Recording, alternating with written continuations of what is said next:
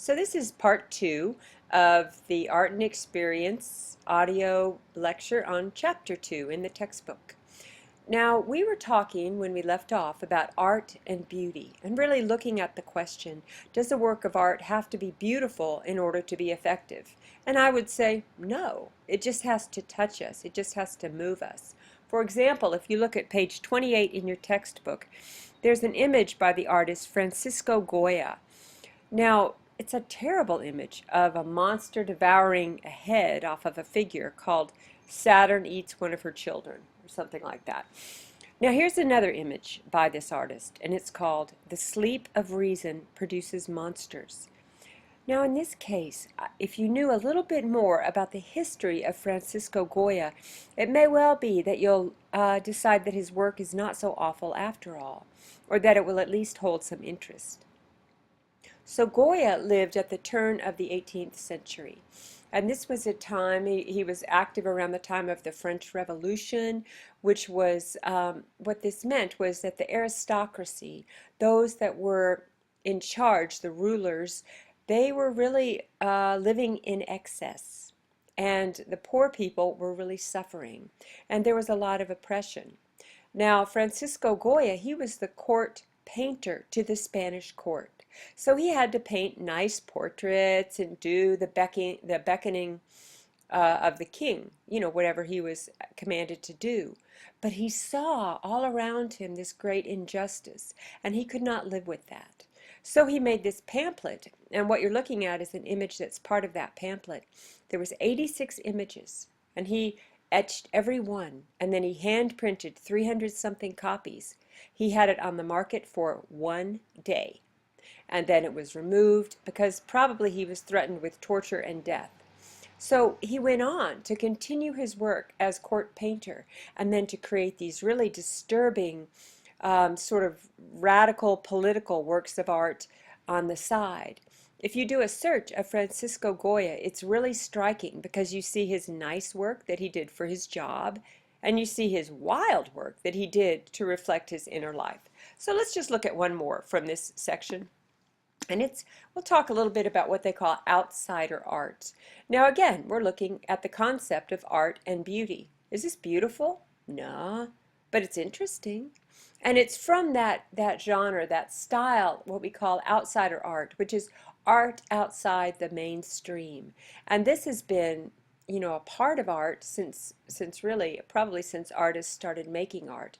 But in particular, since there started to be more rules and requirements put on art, which happened again around the time of the French Revolution.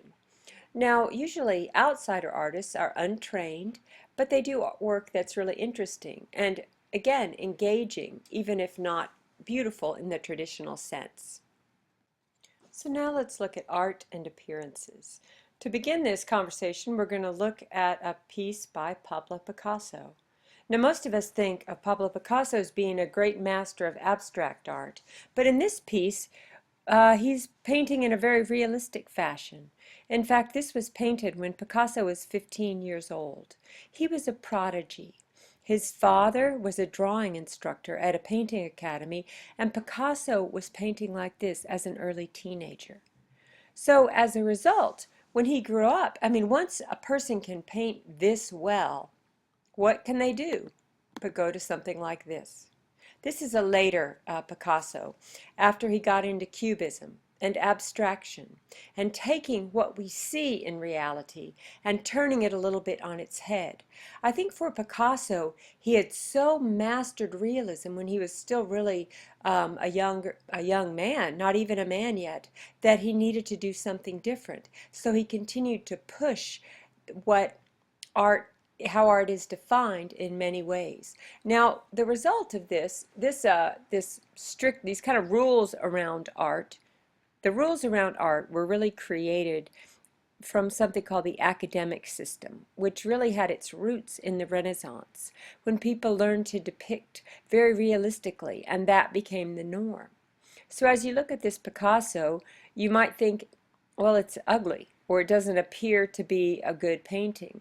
But when you look back and you consider that it was painted by an artist that could do this, that tells you that really it's his choice to break away from realism. Now let's look a little bit more at representational and abstract art. This is the artist Louise Bourgeois, and she is featured in your book. Let's see, I believe it is on page 32. They have some works of hers shown there. She was an early woman, a pioneer as a woman in abstract art. Now, what abstraction means is that you still have a little bit of reality, but you go away from that reality and you turn it into something else. On the other hand, we have representational art, which depicts something that we recognize from life. Now, this is the artist Dwayne Hanson, and again, there's another piece of his in the book, and he would actually make casts, plaster casts of human beings and create works much like this one called The Traveler. One thing I love about Hanson's work is that he really did have a sense of humor about what he did. So we have abstract art, representational art, and here we have non-representational art. So this is a little different than abstract art because it makes no attempt at reality as we know it. This is by the artist Kandinsky, again another piece of an artist that's in our book. And he was active in Russia in the early part of the 20th century. And he was a main theorist on modern art. And he said, you know, music doesn't have to look like something, so why should art? And he believed in art for its own sake, art for the expression itself, without needing to, rely on looking like something, quote, realistic. So let's look again at another artist from the same school, and that's Mark Rothko. This is one that you've already seen in the lesson just because I love this painting. Now, the little boy, well, he's real life, but the Rothko painting is by another non-representational artist that's very famous. Now, Rothko was a follower of Zen Buddhism. He was a real believer in sort of experience for its own sake. Now, lastly, in this section, we're going to talk about style. And this is something from the textbook. These are all women having their hair done, right?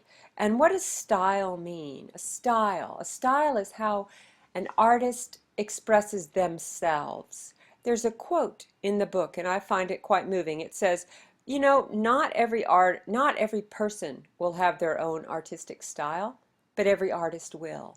And sometimes a style will change during an artist's life, as we saw with Picasso. But what's most important is that the artist feels within them something that they desire to express and a way to express it that is really unique to them as an individual. Now, the subject of style is something that we could spend a whole chapter on, and I think we do talk about it more in a later chapter. So for now, we're just going to present the reality that every artist has their own expression. You know, when I sit in a room of artists and we're all doing figure drawing, there might be 10 beautiful drawings that come out, and they're all going to be so very different. So let's take a moment now and explore art and meaning. Here's a surrealistic piece, and you know, there's a lot of meaning here.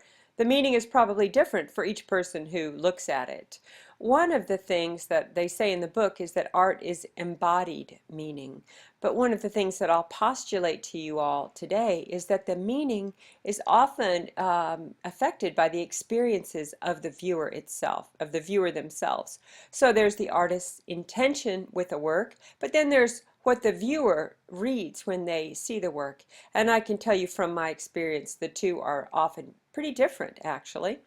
Now I want to look at a couple of paintings by Matisse. While I enjoy bringing in other examples that are not in the book but are similar, this one is just too good to pass up. So it is in your book. Let's see, it's on page 38, but it's also right in front of you. This one is the piano lesson.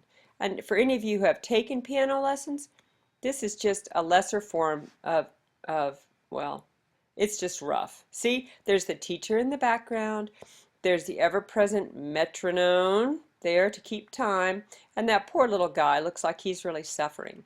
Piano lesson by Henri Matisse. Let's go on to the music lesson.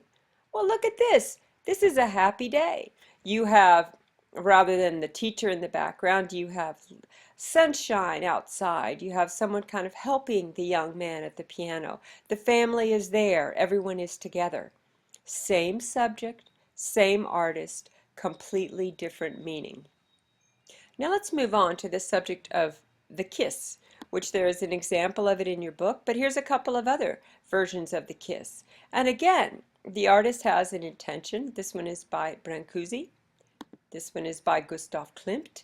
They all sort of mean the same thing, and yet the viewer will also bring something to their experience as they consider the topic of a kiss and how that is expressed in art.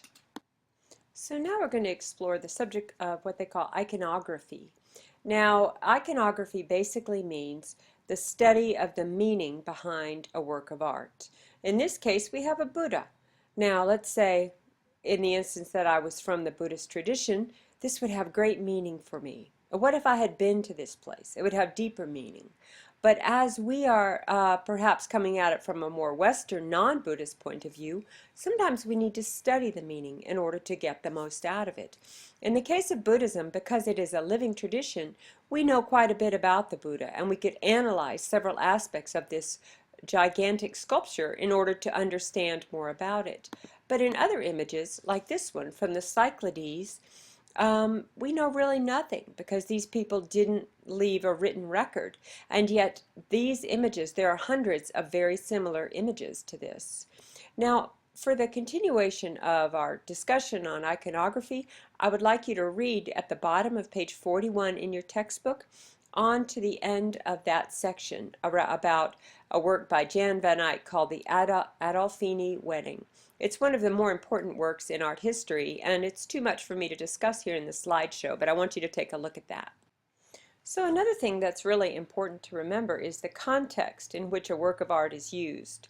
This example is a Northwest Indian mask. Now, in the Northwest Indian tradition, in the wintertime, when it was cold and rainy and days were short, they had an elaborate theatrical tradition where they would act out rituals and plays and have sort of big parties called potlatches that would go on for days. This is how a similar mask would be used in context. So here we have this. You know, it's an object in a museum, kind of interesting. Here we have that. While much of our art exists in museums, it's really important to realize that it's one thing to see the art, and it's another thing to see it at its full use. Now, some artists, they really go into this, and they take objects that we use for everyday life, and they make them, they elaborate upon that so that we can see them as beautiful ritual objects. So now we're going to take a look at what they call art and objects, but it gets back to this basic question. Do we create art for the result, or do we create art for the sake of the creation? And this is going to be the topic of our discussion this week as well. Here we have an image of a Navajo sand painter, and it's similar to what is in the textbook. Now, in this ritual, the shaman is seen as the connection between the earthly realm and the Holy Spirit, and he creates this work of art in order to bring that sacred realm into this realm. Now, when someone is ill or needs some kind of a spiritual intervention, they are then asked to sit near this image while prayers are spoken and while they complete the ritual. And then, at the end of it, this image is destroyed. This is similar to the mandalas that we see that the Buddhist monks are creating. So, you know, really this image raises questions more than it answers, because we view art from our context of our Western societal upbringing. Most of us do, although everyone brings their own unique perspectives. And it's really important to understand that that's only one view. Now, I encourage you to go ahead and go through the textbook chapter, because I've only been able to really touch on some of the issues here, some of the points presented. And to close out this lesson on what is art, let's look to another quote by our friend, the Russian author Leo Tolstoy. Art is not a pleasure, a solace, or an amusement. Art is a great matter. It is an organ of human life, transmitting men's reasonable reasonable perceptions into feeling. And with that, I'll leave you with one more note. Thanks for listening.